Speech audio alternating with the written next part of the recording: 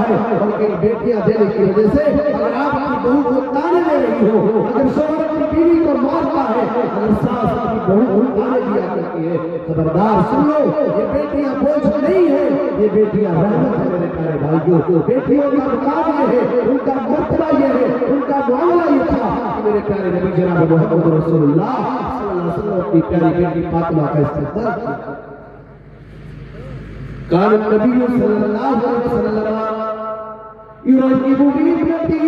व यक़ूलु लहा व यक़ूलु मरहबन बिबनती। अल्लाह के नबी के पास जब आपकी बेटी फातिमा आया करती थी, अल्लाह के नबी अपनी प्यारी बेटी फातिमा का इस्तेमाल किया करते थे, आप उनका दिल बंद किया करते थे और आप उनकी जगह समझाया करते थे, फातिमा को अपने सीने से लगाया करते थे और आप कहते थे मरहबन बिबनती, ऐ मेरी बेटी तेरा आना मुबारक हो, ऐ मेरी बेटी तेरा वेलकम करने को तेरा बाप मोहम्मद सल्लल्लाहु अलैहि वसल्लम तैयार।